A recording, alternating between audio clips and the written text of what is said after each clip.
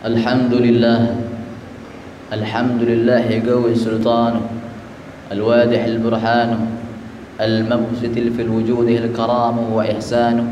أشهد أن لا إله إلا الله وأشهد أن محمدا عبده ورسوله لا نبي بعده.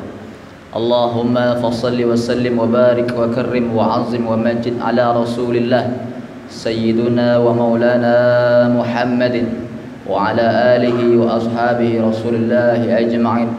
وبعد، فيا عباد الله، أوصيكم بنفسي بتقوى الله وطاعته فقد فاز المتقون. قال الله تعالى في القرآن الكريم بعد أعوذ بالله السميع العليم من الشيطان الرجيم بسم الله الرحمن الرحيم. يا أيها الذين آمنوا اتقوا الله حق تقاته ولا تموتن إلا وأنتم مسلمون. وقال أيضا في آية الأخرى أعوذ بالله من الشيطان الرجيم بسم الله الرحمن الرحيم. يا أيها الذين آمنوا اتقوا الله قولوا قولا سديدا يصلح لكم أعمالكم ويغفر لكم ذنوبكم ومن يطع الله ورسوله فقد فاز فوزا عظيما. Sadaqallahul azim. Sidang jamaah Jumat yang insyaallah dirahmati oleh Allah Subhanahu wa taala. Puji syukur kehadiran Allah Subhanahu wa taala yang telah memberikan kita kesehatan, yang telah memberikan kita kenikmatan sehingga kita bisa bersama berkumpul di rumah Allah yang begitu mulia ini dalam melaksanakan suatu kewajiban, yakni salat fardu Jumat yang insyaallah sebentar lagi kita laksanakan.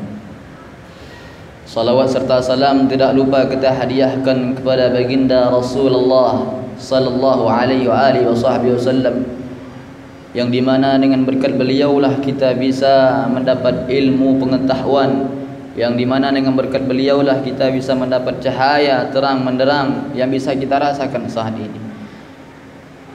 Begitu besar perjuangannya Rasulullah sallallahu alaihi wasallam, yang dimana perjuangan beliau untuk kecintaan umatnya sehingga kita bisa mengenal iman, sehingga kita bisa mengenal Islam, sehingga kita mengenalkan yang baik dan yang buruk itu buruk, yang baik itu baik.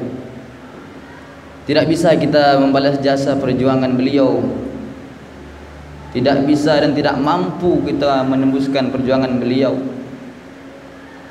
Sampai-sampai banyak alim ulama beliau menyairkan, membuat bait, walaupun kita menangis dengan keluar air mata darah sekalipun tidak bisa menembuskan perjuangan beliau. Untuk itu perbanyak salawat kepada Rasulullah sallallahu alaihi wasallam. Hadirin rahimani wa rahimakumullah. Sebelum Al-Faqir menyampaikan isi khutbah, izinkan Al-Faqir berwasiat khususnya bagi diri ini yang banyak kemaksiatan kepada Allah Subhanahu wa taala. Khususnya bagi diri ini yang hina di mata Allah Subhanahu wa taala. Khususnya bagi diri ini yang banyak keburukan di mata Allah Subhanahu wa taala. Namun di mata manusia terlihat alim, namun di mata manusia terlihat baik, namun di mata manusia terlihat soleh. Itu dikarenakan kasih sayang Allah yang sudah menutup aib-aib ini. Apa wasiatnya? Wasiat ini tidak lepas dari setiap khatib menyampaikan Jumat demi Jumat, terus dikumandangkan, yakni ittaqullah, bertakwalah kita kepada Allah Subhanahu wa taala dengan sebenar-benarnya takwa, meninggalkan semua larangan Allah Subhanahu wa taala dan mengerjakan semua perintah Allah Subhanahu wa taala. Setiap khatib pasti menyampaikan ini. Namun belum tertanam di hati kita, belum tertancap di hati kita nilai takwa ini. Lalu apa yang kita tunaikan untuk salat fardu Jumat ini? Sehingga setiap khatib menyampaikan ittaqullah namun belum tertanam di hati kita. Apakah kita hanya untuk mengukur suatu kewajiban atau formalitas semata untuk salat fardu Jumat ini? yang mereka mungkin datang duduk mengantuk bahkan tidur lalu lantas pulang begitu saja, tidak ada nilai takwa di sisi Allah Subhanahu wa taala. Hadirin rahimani wa rahimakumullah. Kita masih berada di bulan Rabiul Awal, yang dimana bulan ini yang telah mengenalkan kita dengan Islam, yang dimana dengan bulan ini ya, dengan kelahiran beliau Rasulullah sallallahu alaihi wasallam, kita tahu nikmatnya iman. Kita hanya menikmati saja tetapi tidak pernah mengingat dan flashback kembali perjuangan beliau dengan keringatnya, dengan darahnya, dengan air matanya untuk umat. Hadirin rahimani rahimakumullah. Sebatas mana, sudah sampai mana kecintaan kita kepada Rasulullah sallallahu alaihi wasallam? Apakah kita hanya mencintai dengan kalam namun tidak berbuat dengan perbuatan, mencintai dengan lisan tetapi belum dengan perbuatan?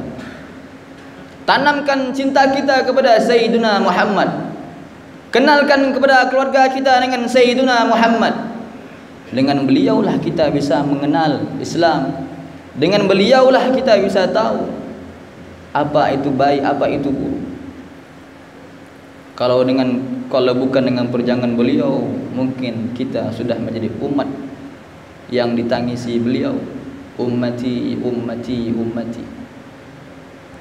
Beliau menangis dengan memikir umatnya, yang dimana umat itu jauh dengan agamanya Allah Subhanahu wa ta'ala. Jangan sampai kita ditangisi oleh Rasulullah yang dikatakan beliau ummati, ummati, adalah umat yang jauh dengan Allah. Makanya beliau menangis. Sebelum wafatnya beliau memikirkan ummati, ummati. Sebagaimana kita, kecintaan kita dengan Sayyidina Muhammad sallallahu alaihi wasallam. Kenalkan dengan Sayyidina Muhammad dengan keluarga kita, dengan anak kita. Tanamkan Sayyidina Muhammad di dalam hati kita. Tanamkan Sayyidina Muhammad dengan anak kita. Tanamkan Sayyidina Muhammad dengan istri kita. Kalau masih porak-poranda dengan keluarga, masih mencaci maki dengan satu sama lain, belum tertanam dengan Sayyidina Muhammad di hatinya. Karena Sayyidina Muhammad tidak pernah begitu. Karena Sayyidina Muhammad kasih sayangnya dengan saudaranya, dengan temannya, dengan kawannya, dengan istrinya, dengan anaknya. Kalau sudah tertanam dengan Sayyidina Muhammad di hatinya, maka dia jauh dengan hal yang buruk. Hadirin rahimani wa rahimakumullah.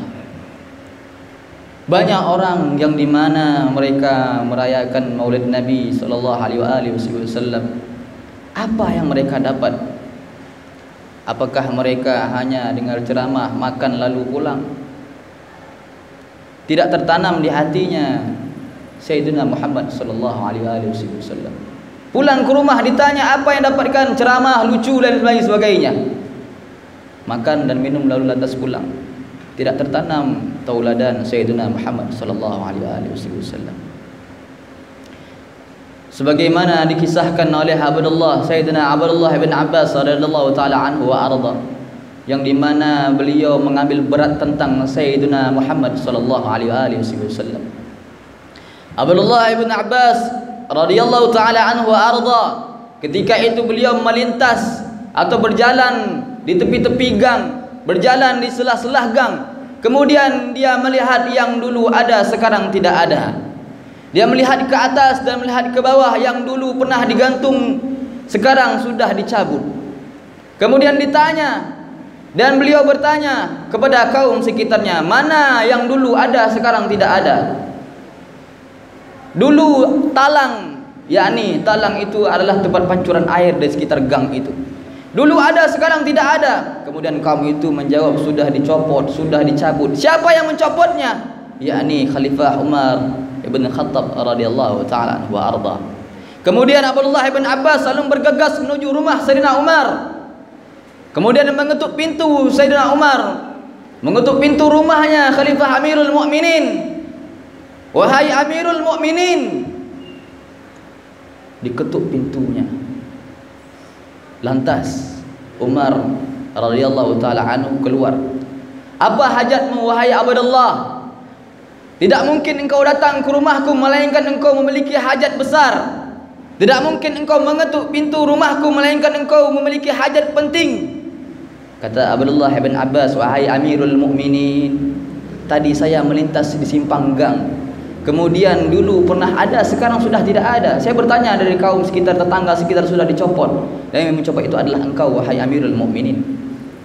Iya benar, saya yang mencabutkannya, saya mencopotkannya, dan saya yang menurunkan dan menanggalkannya. Untuk apa engkau tanya demikian?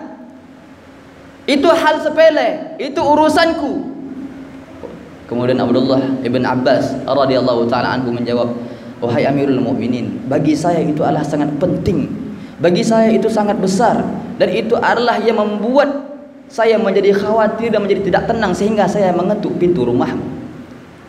Kenapa? Itu hanya talang saja, itu hanya pancuran air saja. Wahai Amirul Mukminin, tahukah engkau siapa yang pernah memasangkan itu?